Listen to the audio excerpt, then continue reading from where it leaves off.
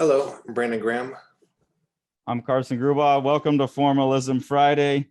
We're going to pick up, Brandon, on the last one that we recorded. You suggested having 6 panels or so. Redescribe that idea again, because I think I've got an example of it. We're discussing the idea of a character whose head was just a box, basically, and they could only emote with, with different sides of the box, or the box would be used to show what they were talking about. And I was saying it could be fun if you had like a Charles Schulz Peanuts comic and you showed the reader it initially and were like, these are the different emotions he's allowed to use. And so you kind of gave them the restriction first and then could show his head turning and using one of those. Oh, okay. Okay. I get what you're saying. This took me in a different direction. I thought is kind of where you're going with it, but it's a good formalism. I was just been reading through Jimmy Gownley's Amelia Rule's books, another huge supporter of Strange Death and become a friend of the channel, a really awesome guy. Nice. Been reading through his work, and he's a really, I could show any number of things from these really formally interesting dude. So he did something kind of not exactly what you're talking about, but taking the idea of panels and then merging them together to make something else. So in one of his stories in this volume, When the Past is a Present, they're telling the story of the main character Amelia's family through comic strips that are in different, obviously referencing different old comic strips. And when you're reading them, they just look like they've got coffee stains and stuff on them. So they look aged. And they've got this is the heart of Juliet Jones, obviously, and it's got all these stains on it and stuff. But then at the end of the book, into that story, he goes and grabs one panel from each of those strips and keeps the dialogue that was in the strip, but then Amelia's face is what the stains were. Oh, wow. And then the dialogue says, the dialogue is rearranged out of its original context and put into a new sequence where it says, our story is destined to be a grand one, hidden in plain sight, but it's going to be quite risky. After all, everything good in life usually is. It's not just about the adventure, though. It's all about the choices you make, how you affect other people, some of them who aren't even born yet, and whom you may never know just how lucky they are that we came before them. Or how dare he? That's so cool. Isn't that crazy? So when you were talking about setting up those 6 panels and then rejiggering them in a new way, that's immediately what I thought about. Especially it reminds me of, do you remember the Cerebus issue where Dave Sim has, I think it's Cerebus just drinking. It has these, I think we might even have it in one of the folders in here, but it's Cerebus just sitting on a couch drinking, and then there's these kind of super close-up images that are they just look like design images, but if you cut them, because I know my older brother did this, where he actually photocopied the whole book and cut them out, and then you get a gigantic image of Cerebus as the Pope. Yeah, Dave did that a couple times where, let me see if I can find what folder I stashed that in. He did that a couple times throughout Cerebus, where Cerebus looks like he's moving through just some weird space. And then, yeah, if you cut out the panels or you cut out the book, then it all comes together to make just a big image of Cerebus. Where I was just looking at this yesterday, actually. Do you know where he got that? Where I guarantee that Jimmy got that from Dave, because he's the biggest Dave Sim fan. He loves Cerebus. Because he does it very differently. Yeah, he took the idea, and I think Jimmy leveled it up times 10 from what Dave did, because there's this emotional narrative reason for it that it all comes together. And the weird thing about the Sim one is he doesn't, I don't know if he ever shows the reveal of what it is.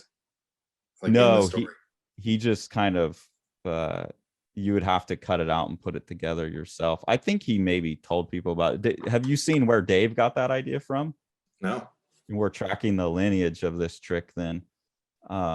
So Jimmy, I'm pretty sure, got the idea from those issues of Cerebus you're talking about, and I think pushed it forward. And then Dave got the idea from this Neil Adams Ben Casey strip.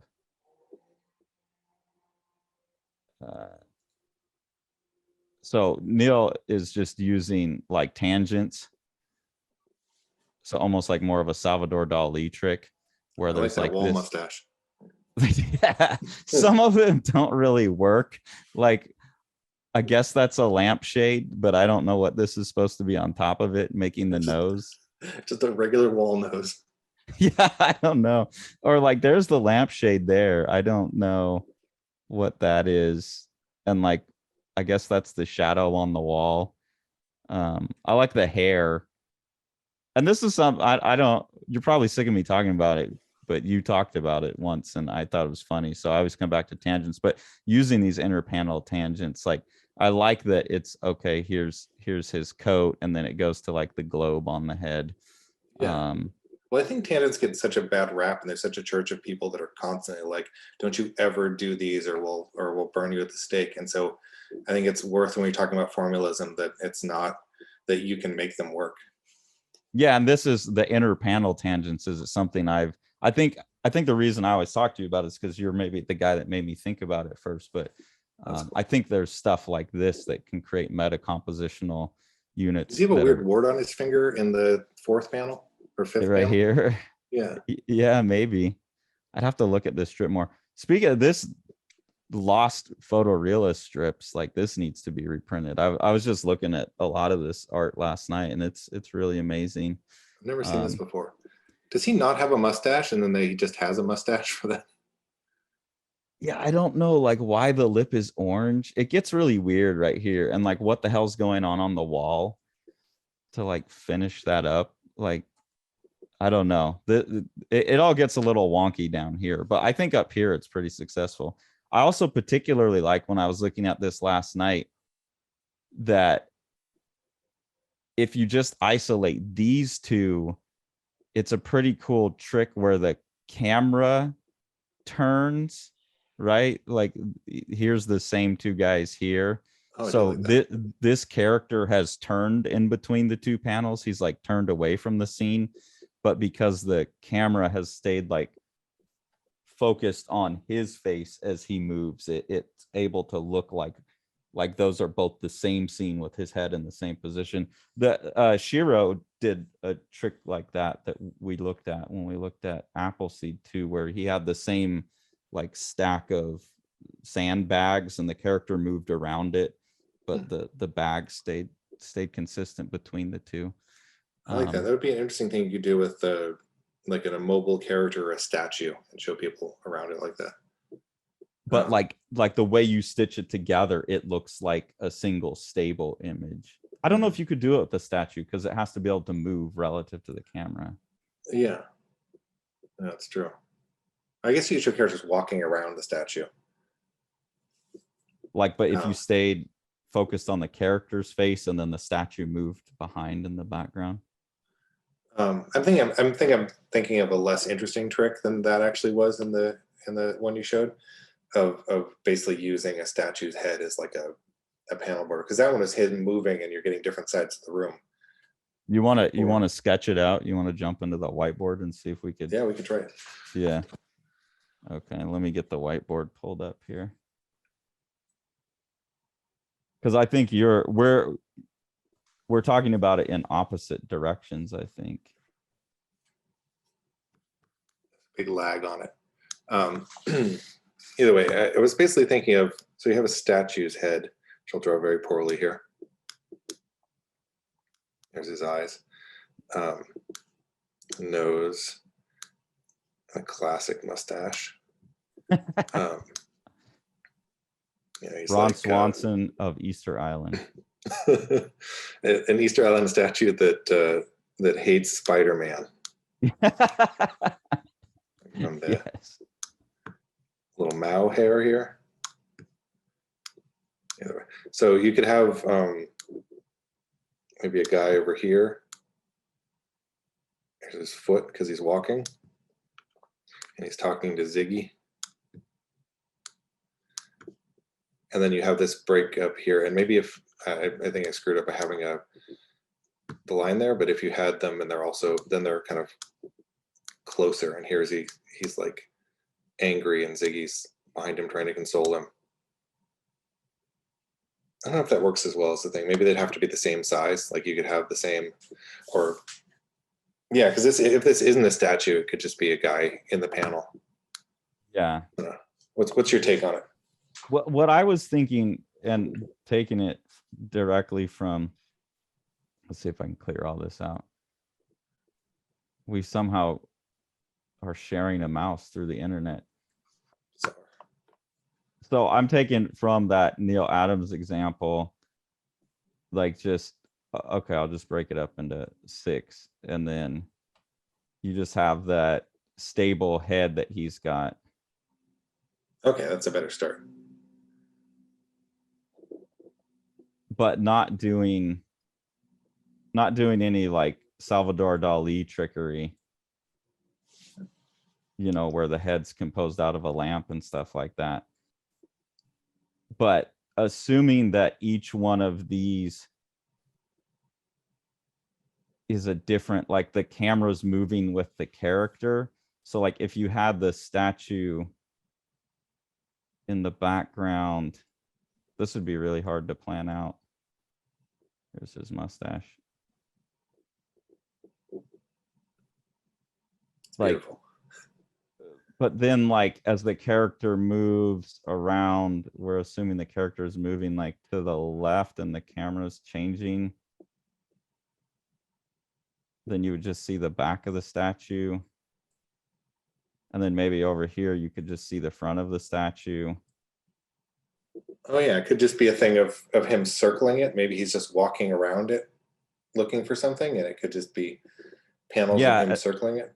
And then by the time he gets to the other side of it, it's really hard to plan where he would show up. I don't think it would show up over here, but maybe he's coming to the other side. And then you'd see the statue from like this side. I don't know. You'd have to do an above head view and really plan it out. But well, I was thinking the next page you could do, I don't know if I will just mess you up if I try to draw a line. I will. But I was going to say the next page you could just have a thing where, I don't know if I'm actually drawing anything. There you go. Where you have a full page or a panel or something, and you have the statue in the middle here. Whoa. Oh. Sorry. Hold on just a second. I got to move. I can't see what you're doing because well, just go for it. Oh, sure. I'll do it on this side actually. So I was basically saying you have a statue, and then you could have the guy. This is the guy. He's just walking around it like that.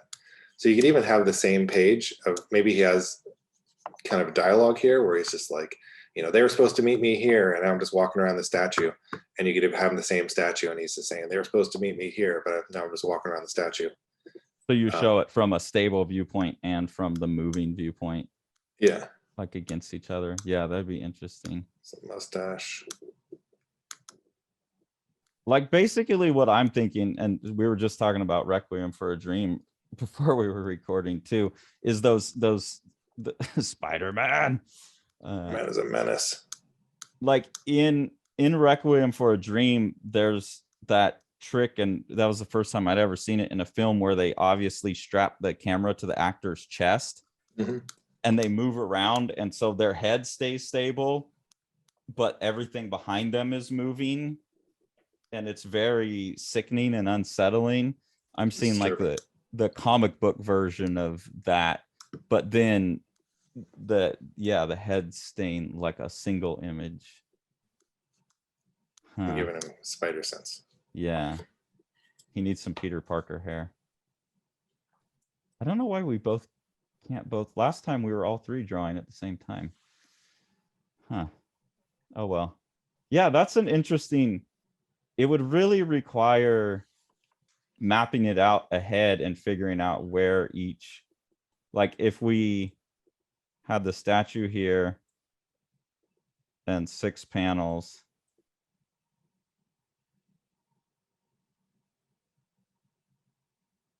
And you'd have to figure like where his nose is looking at each one. Mm-hmm. I'm trying to think about how to plan this without going and taking photograph of someone walking around a statue, and then you'd have to figure out where the camera is in each one, right?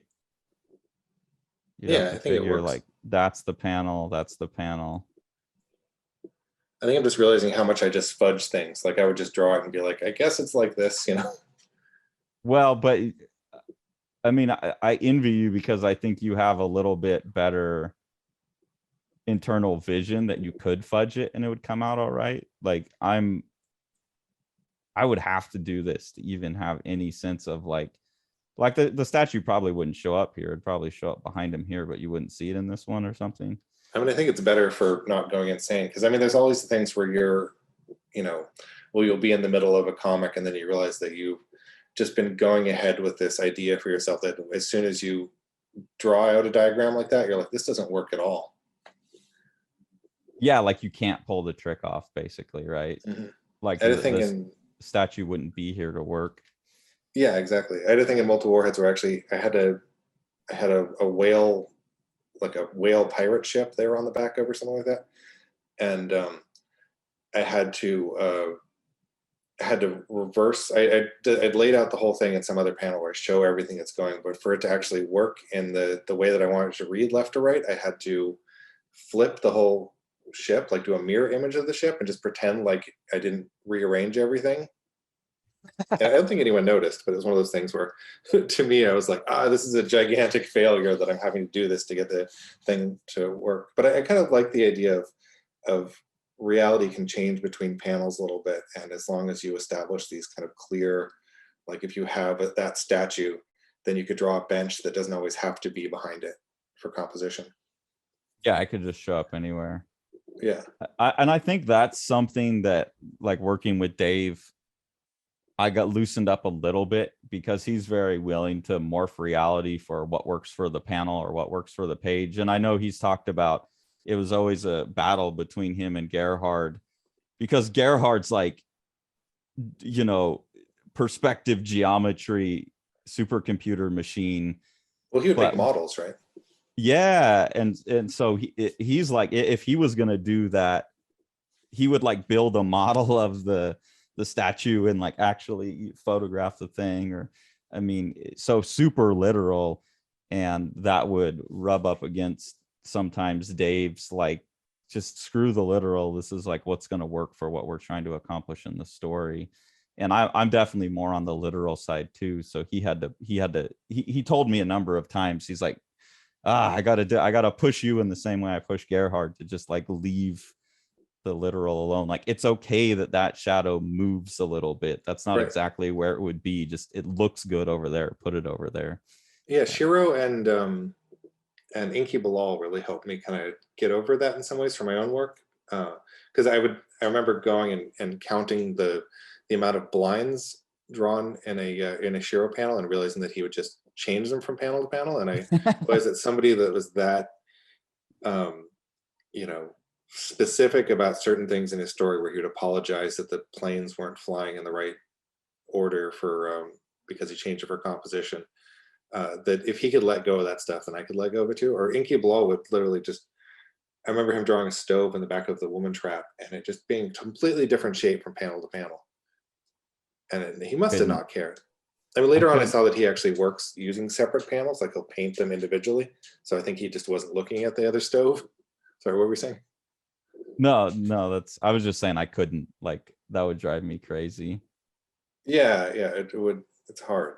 There's a Shiro Ghost in the Shell panel too, where the Major Kusanagi at one point is just wearing a military hat, and just from the next panel, it completely changes shape. It's not even the same hat. And that one, I'm really fascinated by what happened there, where he allowed himself to get away with something that's that weird. So do you think like people make fun of like Rob Liefeld for, he'll have these fight scenes where like the guy's got two swords and then all of a sudden he has one sword and then he's got two swords again? Like, do you think like in that case too, it's like, fuck it, it's fun, it flows, it looks cool? Maybe. I'm less of a Liefeld apologist than a lot of people. I think he's having fun, and you know what I think about a lot, weirdly, is the time I went to Liefeld's house, I asked him if he makes noises while he draws, like if he draws an explosion, it's like, and he's like, no, I never did. And that for me, I was just like, of all people, I'd expect better from, I'd expect you to be the guy that's just like drawing a gun shooting, but like, pew, pew, pew. So I think there's that element of it, but I also think that if it's less something you can do with a character that you're asking the reader to focus on, like if you switch the amount of swords, someone will notice. What if you have a tree in the background and it changes the number of branches? There's a certain amount of like letting it go because it's not even the focal, it's just filler. Yeah, and the mind is just like saying there's tree over there. It doesn't really matter. Right, That's interesting. exactly. I was just wondering, like, because you're okay with that, like if there's that is like a good, like, where's the limit on that? So if it's an essential thing, then probably don't play with it so much. But Yeah, and I like how malleable comics are. There's things where it's like it works and you don't know exactly why. yeah, and that's one of those things. Probably because the viewers putting so much in there internally, you can like miss and move stuff, and they'll make their own assumptions. Yeah, that's a really interesting one. I'm gonna be thinking about that now. So hashtag living the line. We want to see your examples of tracking a stable face with a moving background. Can you pull it off? Yeah, I need to think about that more too, because I think there's a lot that can be done there that will take a while to wrap my head around. Yeah, me too. All right, thanks guys.